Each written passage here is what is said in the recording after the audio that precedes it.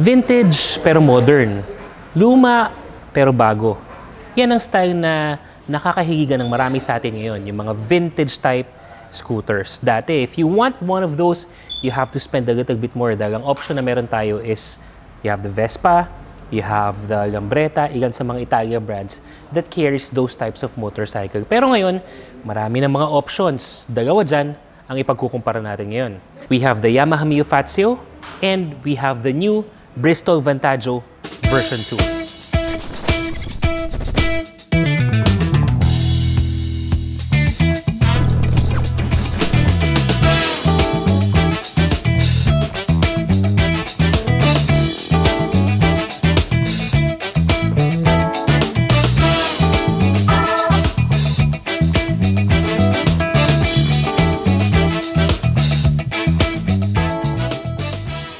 First that we take into consideration, syempre yung presyo.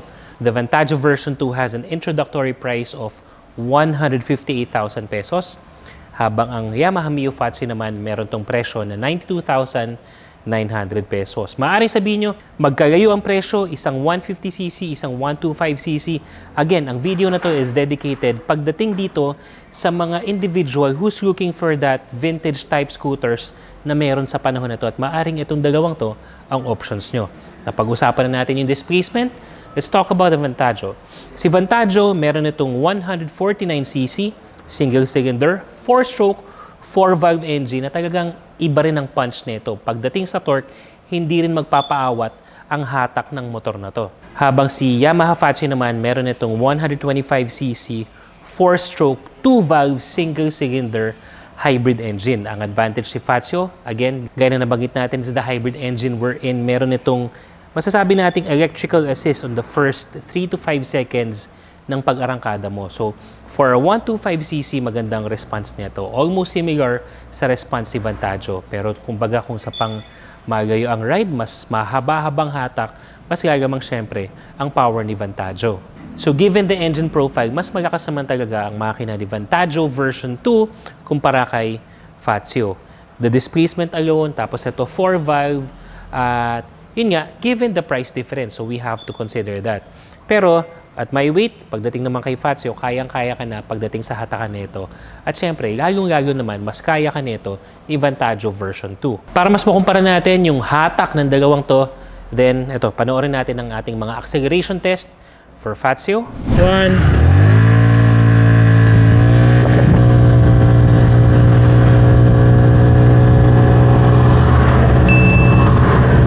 Ngayon naman, tingnan natin yung acceleration test for Vantaggio.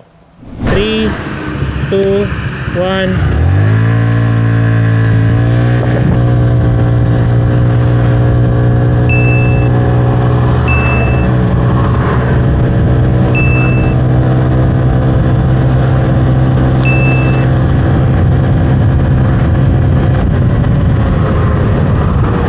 Ngayon, pagdating sa forma, subjective yan. Gaya na nabanggit natin, both motorcycle have that vintage feel. Pero kung legit na, kumbaga, it will take you to that time of the 60s and 70s na mga scooters, para sa akin, mas nababagay yung look ni Vantaggio doon. Si Vantaggio, meron tong mas maraming circular lines, gaya ng sa mirror, the headlight, the taillight. Kahit yung sides niya, medyo mas pabilog ang kanyang frame, habang si Fazio naman more on oval, mas pahaba, mas sleek yung kanyang mga accents from the ilaw, from the taillight, kahit itong mga signal lights natin. Yan. So, pagdating sa classic, para sa akin, mas classic ang itsura ni Vantaggio. Si Fazio naman, it's more of modern classic, mas hip.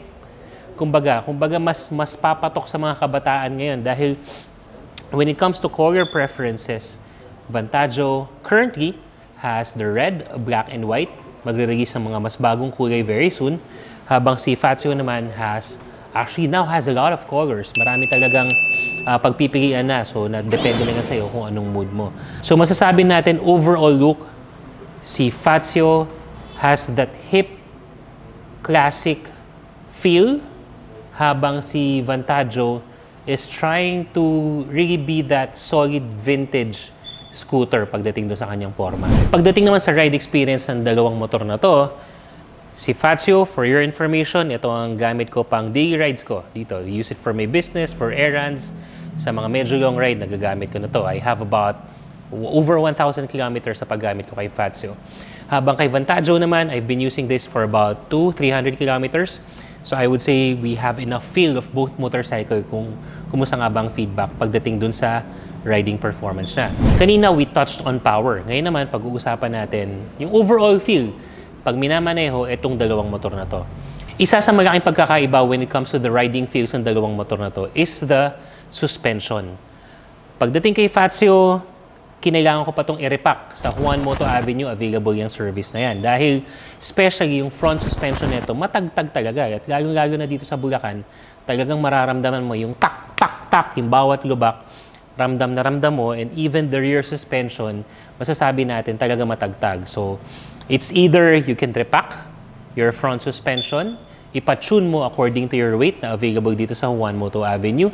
Pagdating naman doon sa rear suspension, you can buy aftermarket suspension or shock absorbers na available din dito sa shop natin. Pagdating naman dito kay Vantaggio, coming out of the gate, stock lang siya, mas komportable yung aking riding experience. Yung bounce niya, yung play niya, mas na mi-meet niya yung aking expectation the way how I use the motorcycle dun sa play ng suspension niya. So, malaking diferensya yun kasi ako, I needed to spend time and syempre resources, money, para maging sakto sa akin ang play ng suspension ni Fazio versus yung stock na suspension naman ni Vantaggio. Again, it may be specific to my weight. I'm about 100 kilograms So, maaring sumakto yung settings ng suspension sa akin ni Vantaggio. At saka isa pa, nakatulong din na si Vantaggio merong dual shocks sa likod, habang si Fazio naman is single naman yan, or monoshock. Pagdating naman sa kapit ng gulong ng dalawa, I would say it's, neck and neck. Parehas na motor na gamit ko ng umuulan, basa ang kalsada sa ilang kurbada, wala naman akong naging problema pagdating sa yung possibility na dumulas sa itong dalawang gulong na to. Parehas na gulong malapad on its own right. Ibig sabihin, proportional yung pagkalapad ng gulong ng Fazio at Vantaggio dun sa body niya. And nakakatulong to sa mga uneven roads, yung mga medyo lubak, hindi pantay na kalsada, na hindi mo basta-basta mararamdaman, nagigewang yung motor mo. So pagdating sa gulong, para sa akin, pareha sila. Punta tayo sa brakes performance ng dalawang motor na to. Si Fazio, what you will have is drum brakes sa likod, single disc brake sa harap, walang ABS. It's a 125cc scooter.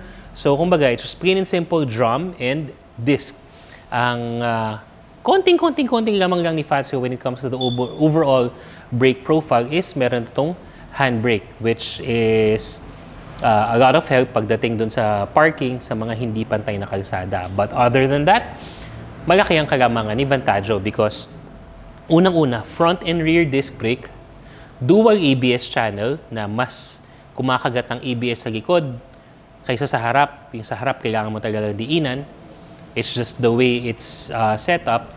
At etong Vantaggio, to add to that, meron din itong traction control system which adds safety. It modulates the spin on the rear wheel, lalo-lalo na sa mga pagkakataong madulas ang kalsada, mabuhangin, hindi na pantay ang base ng likod na gulong mo dun sa traction mo sa kalsada, kaya mamomodulate ng motor. Yun ang TCS natin. So pagdating dyan, it's a home run, talagang winner dyan si Vantaggio. When it comes to the overall braking profile, dadagdag mo pa yung traction control na function ni Vantaggio. Punta naman tayo sa ilang mga practical specs and features ng dalawang motor na to. Again, para sa full features nila, you may check out our individual reviews. Pero ngayon, ipagkukumpara lang natin yung mga masasabi natin practical na karamihan sa mga rider ay kailangan malaman talaga. Una, fuel tank capacity. The Fazio houses 5.1 liters worth of fuel. Si Vantaggio halos doble, 10 liters. Pagdating naman sa fuel consumption, si Vantaggio, based on how I use it, I get about 37.5 kilometers per liter na biyahe ko na yan. According to Bristol, you can get as much as 40 kilometers per liter. Doon naman medyo lalamang si Fazio, dahil si Fazio, you can get around 44 to 45 kilometers per liter. Actual usage ko na yan. So, lamang sa tangke, si Vantaggio, tapos lamang naman sa tipid sa gasolina, si Fazio. Pagdating naman sa kanyang underseat compartment, Mas malaki ng bahagya yung underseat compartment ni Fazio kaysa kay Vantaggio. But take note that both motorcycles, hindi talagang pasok ang mga open face helmet, yung tinatawag natin na half face, lalong-lalo naman na yung full face helmet. So, depende na lang talaga sa yan how you would carry your helmet. Usually kasi yun ang ginagawa nating batayan kung kasya ba yung helmet dun sa underseat compartment.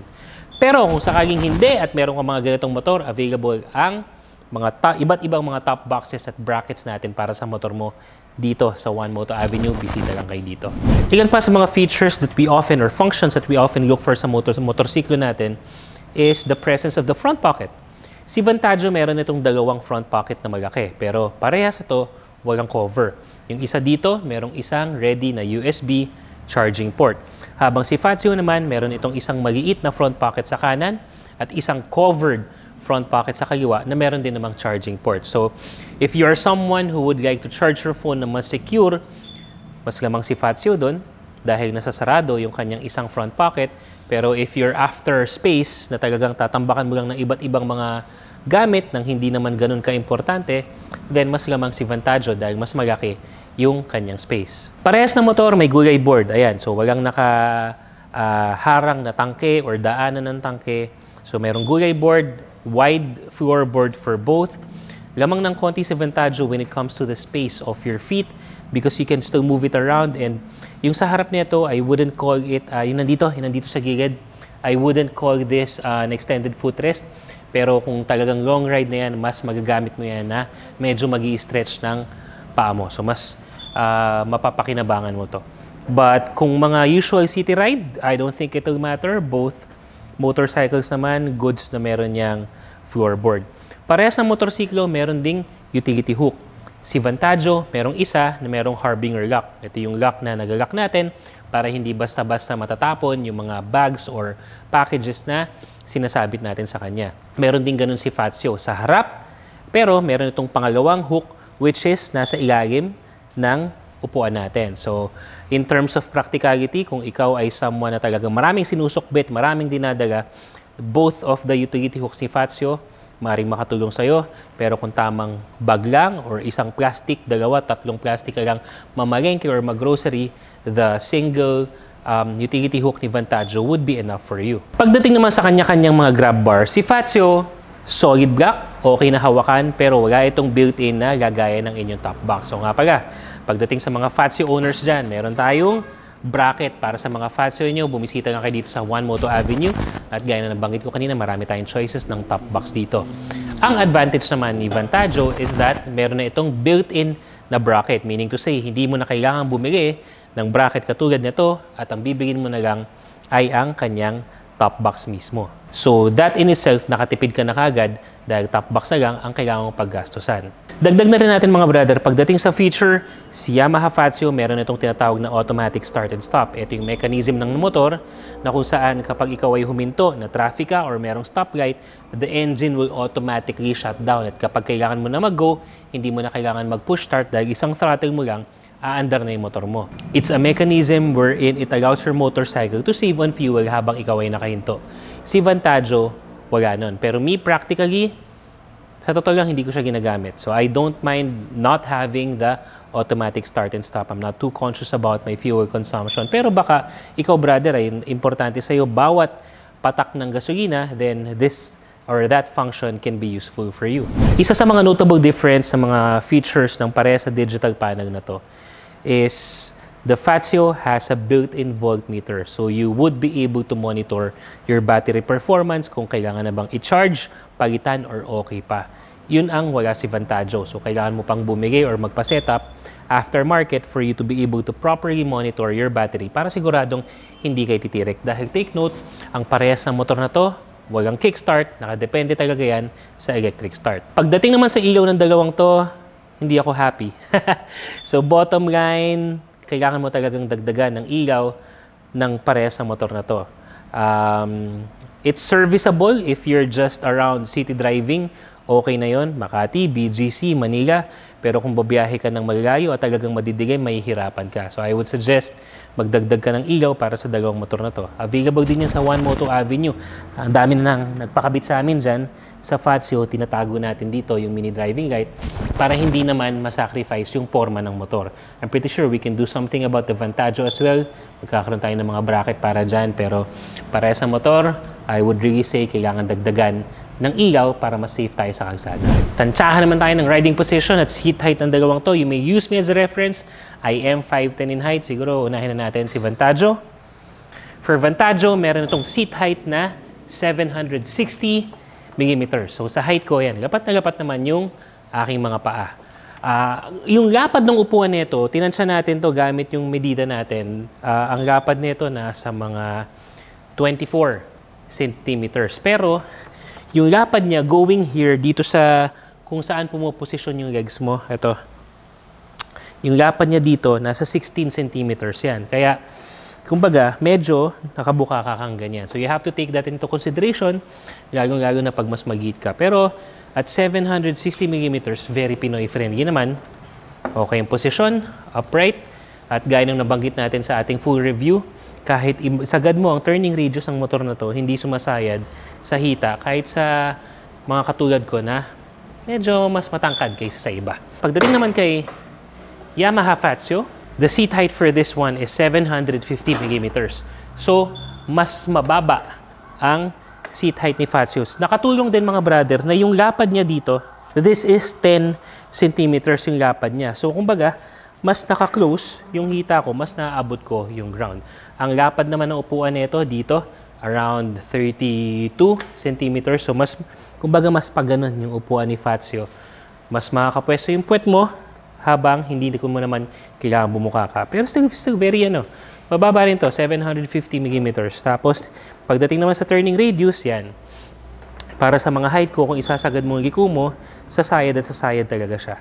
So, kailangan mo lang talagang medyo mag-effort na iiwas mo yung hita mo if kailangan mo isagad yung turning radius sa manibela mo. But, riding position, komportable. Upright, I have enough room for my feet. Yun. So, yun yung dalawang riding position ng motor na to. Kumbaga, 10 mm difference for seat height between the two is, kumbaga, very minimal na lang naman. Masabi natin both Pinoy friendly. Ito ang dalawang retro classic scooters na meron sa Philippine market ngayon. The Bristol Vantaggio and the Yamaha Mio Fazio. Alin nga ba ang mas gusto mo dito considering your budget at kung paano mo ginagamit ang motor mo? I-comment mo yan sa baba at pag-usapan natin yan. And para sa mas marami pang mga comparison videos, motorcycle news, reviews, and tips, be sure nakafollow kayo sa lahat ng mga social media channels natin, tulad ng Facebook, Instagram, YouTube, and TikTok. So your next video mga brother.